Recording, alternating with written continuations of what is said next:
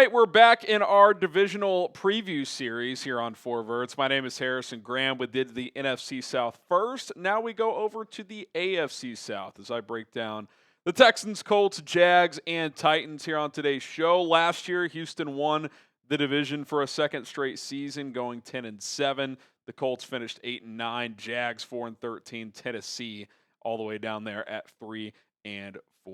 So we'll take a look at all four teams, go through their best and worst case scenario, and at the end of the video, I will predict who I have winning this division.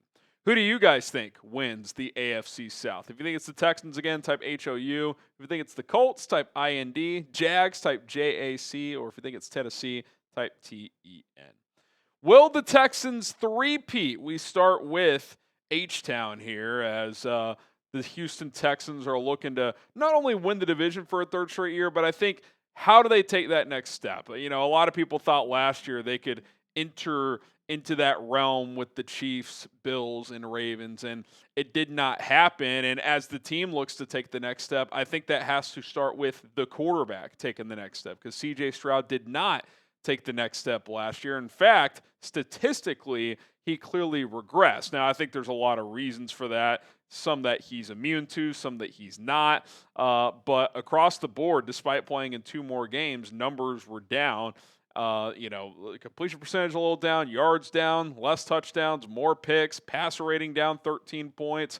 And look, some of this is just the ebbs and flows of being a young quarterback. If you flipped these years statistically, if 2024 was his rookie year, you'd be like, oh, that's a pretty good rookie year. Then second year, wow, really good second year. He almost was too good for his own good as a rookie, and people started putting him in the top 5 quarterbacks in the NFL already, and he just did not live up to that in year 2. I still think if you're a Texans fan, you can feel really good about him moving forward. A big part of the regression, not all of it, I think Stroud holds some blame. Injuries played a role as well around him at receiver, but the offensive line really struggled last year.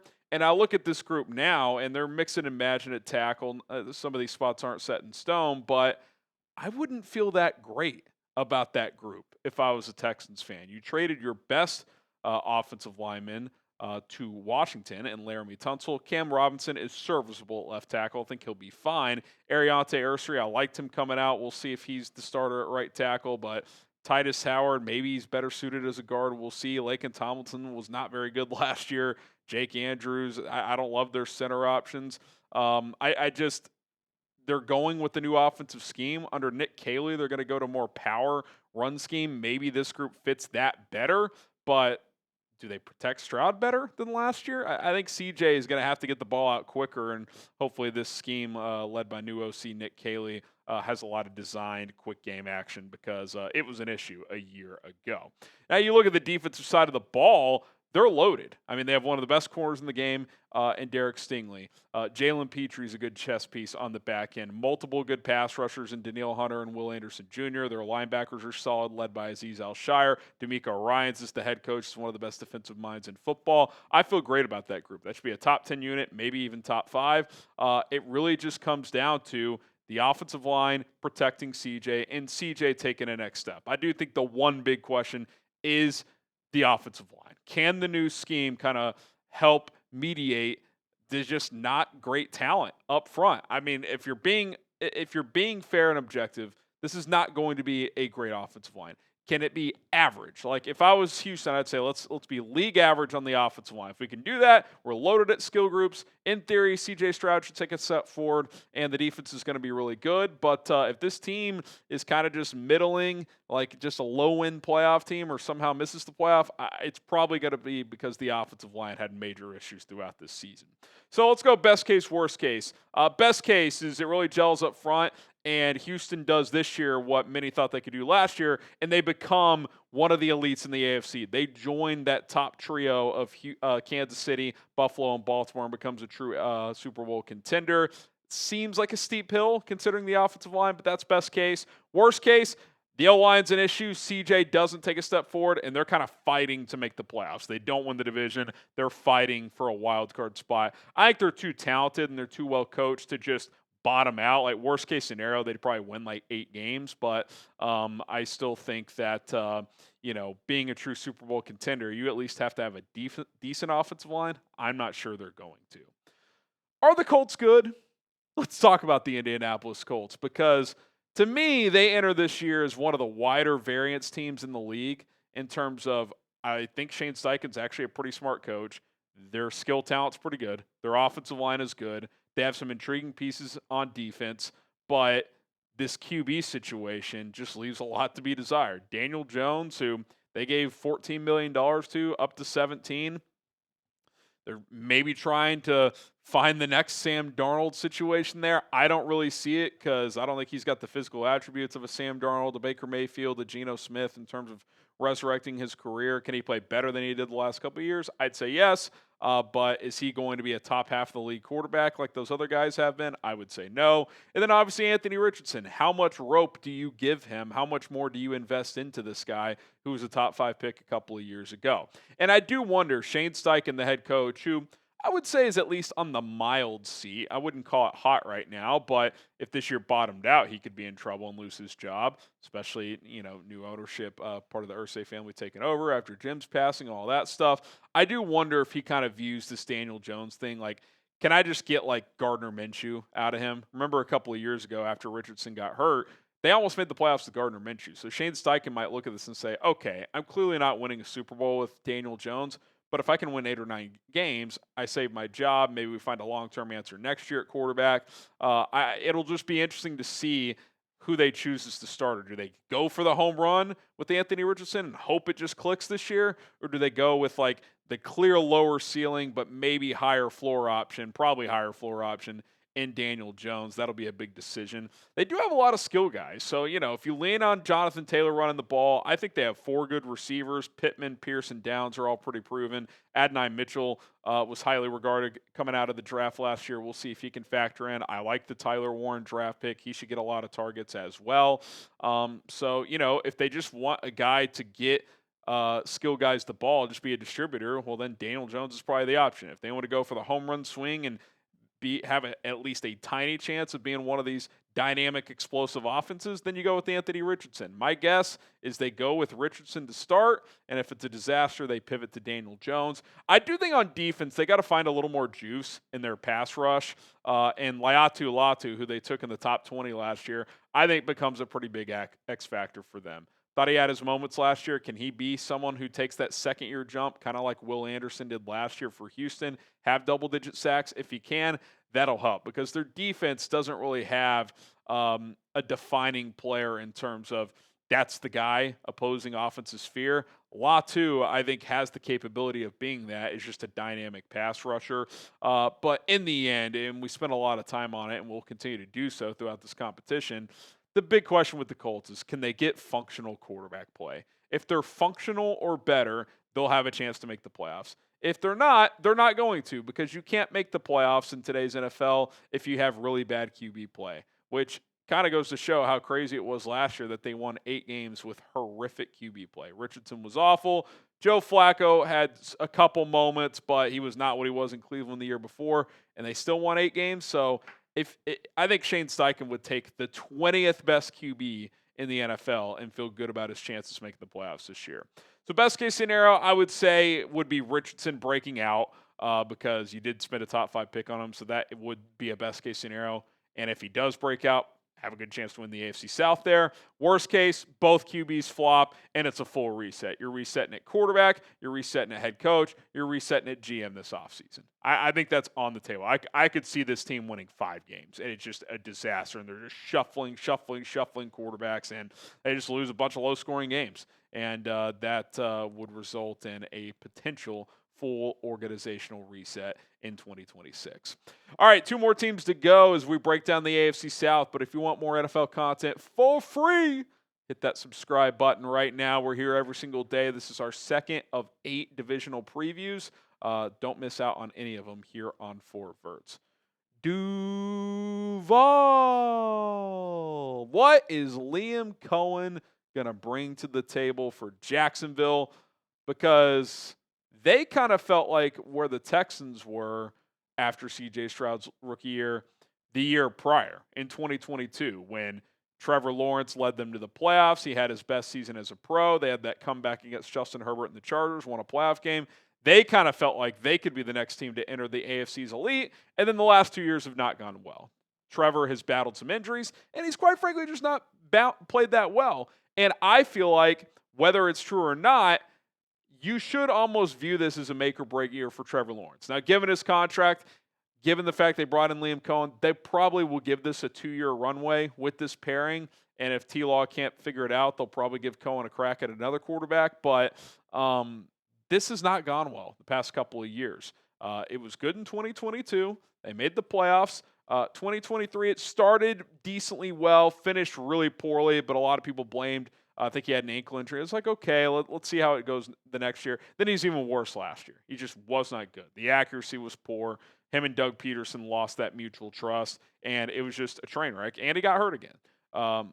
At minimum, we have to see some progress. Not saying it has to be the best year of his career. Not saying this has to be a Baker renaissance under Liam Coen, but he's got to be more consistent. He's got to be more accurate. He can't miss layups. He airmails way too many layups. Trevor Lawrence, at this point, is more of a kind of, I don't know, like folklore talent, high upside guy than actually a good NFL quarterback. It's like at some point you have to prove it with some consistency. We're 4 years in, and I get it. He started his career with Urban Meyer. That was a disaster. The Dougie P thing, like it always does, ran its course, but you just got one of the best offensive minds on the market in Liam Coen. Even if he is kind of a quirky, weird guy, he should put T-Law in good positions to succeed. Got to see progress this year on that front. Obviously, you go get Travis Hunter. He's an X factor, and he's been getting reps throughout camp on both sides of the ball. It seems like they want to use him more as a receiver, but it also seems like they want to play him both ways. Is he a full-time starter both ways? That remains to be seen. It'll be interesting to see what exactly his role is, but if he can be impactful on both sides of the ball, man, it's just massive. Like, hey, be our number 2 receiver next to Brian Thomas Jr. and be a situational corner that can go make plays on the football. If he can do that, that's a huge win for Jacksonville. And in the end, I think the defense is just going to have some holes, but if he can help on that side, if Josh Hines-Allen can bounce back, have a good year, if they can get after the quarterback along with Trayvon Walker, at least they can be decent on defense. But it really comes down to me, what's most important this year is, and moving forward, is can Liam Coen make this a dynamic offense? Can't he get Trevor Lawrence on track? And can they run the football? Because in Tampa, they ran the ball extraordinarily well with multiple running backs last year, including a 5th-round rookie in Bucky Irving. Don't tell me the Jags don't have enough talent at running back. They got like 4 or 5 dudes in there. Surely a couple of them can pop. They drafted Bashal Tutin this year out of Virginia Tech. They also took LaQuint Allen. They already have ETN and Tank Bigsby. Surely 2 of those 4 can be good players, especially with Liam Coen's scheming ability. All right, outlook on Jacksonville. Best case scenario, T-Law bounces back. They win the division. One of the better offensive teams in the league. Worst case, he remains inconsistent at quarterback, and they're just a non-competitive team. Liam Coen's in over his head. Defense isn't very good. They win like 4 or 5 games. I would guess they'll be better than that. But in terms of being a playoff team, I'm struggling to get there because I don't think Lawrence has played well at all the last couple of years. All right, can Tennessee take a titanic jump from the number 1 pick to a playoff contender? Let's talk about the Titans here. And obviously, when you have the number 1 pick, there's going to be some focus on them. Although Cam Ward might be the most discussed number 1 pick in recent memory, especially compared to like Caleb Williams last year. But maybe that's a good thing. Under the radar player, under the radar team, Cam Ward in Tennessee. I think we all know this. He should be an upgrade almost by default over what we saw from Will Levis last year. The question is, how big of an upgrade can he be in his rookie season? Because he is still a rookie. And number 1 pick rookies, they're number 1 picks for a reason. A, because they're obviously talented, but B, typically if you have the number 1 pick, you're a bad team. And so there's going to be some growing pains here for Cam Ward. Seems like him and Calvin Ridley are building a nice rapport, so that's a positive. But can he be like, I think Jaden Daniels is probably an outlier in terms of expecting that. But can he have even just like a Caleb Williams season last year where it's up and down, but there's some good things happening? If he played like Caleb did last year, they probably win a couple more games just because Will Levis, no joke, blew like 4 games last year. And I'm not just saying like he played poorly and they lost a couple games they shouldn't. He literally gave 4 games away. Starting against Caleb Williams and the Bears. They're up 17-0, and he's just fucking around. And at the end of the game, he's backhand flipping a ball for a pick six to lose that game. Did it again against the Jets in week 2. I think against the Colts later in the season, he blew a game. It was just awful. So if Cam Ward, even if it's up and down, if he's just a little steadier, and I know he's got a little bit of a gunslinger in him, but if he's just a little steadier, like that could be the difference in 3 wins and like 7. And if you're a Titans fan, you go 7-10 this year, I think you're pretty happy, especially if Cam Ward, if the stock is pointing up after year 1. What I don't love, when rookie quarterbacks start, I like it when they have a good running game to lean on. Tony Pollard's fine. I don't view him as like a great lead back, though.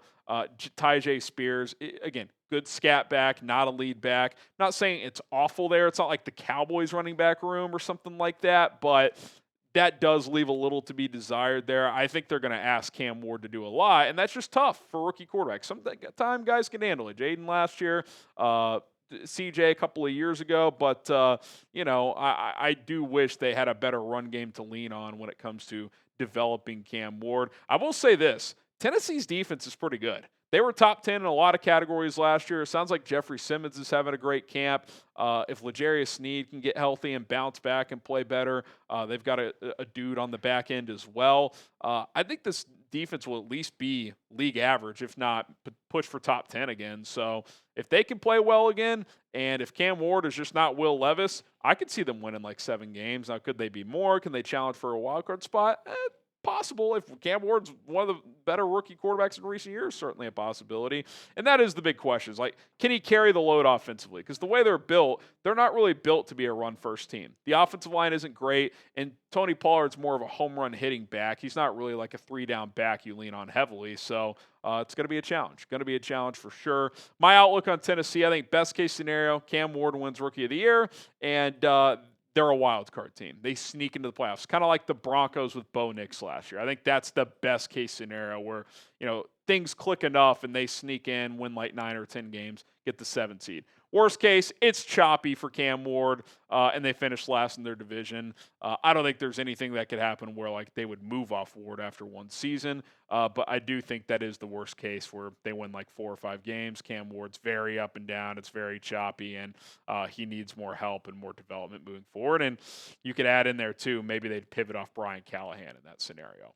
All right, my AFC South prediction, kind of like the NFC South. I have Houston winning it again.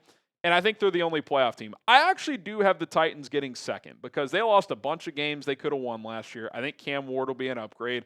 And I just don't love the vibes around Jacksonville and Indianapolis right now. So I think Tennessee finishes second with like 7 or 8 wins. Jags are like 6, 7 wins. Colts 5, 6, 7 wins. Indianapolis in particular might be looking at a lot of new faces next year, starting with GM, head coach, and quarterback. So that's where I have things falling right now. One playoff team division, and it is the Houston Texans. All right, guys, there's my AFC South preview. So we've done the NFC South, the AFC South. We'll go back to the NFC next. Not sure which direction we'll go in, whether it's west, north, or east, but we'll knock out an NFC division next, keep alternating there as we continue our division series here on 4 Verts. My name is Harrison Graham. Hit that subscribe button, and we'll see you soon.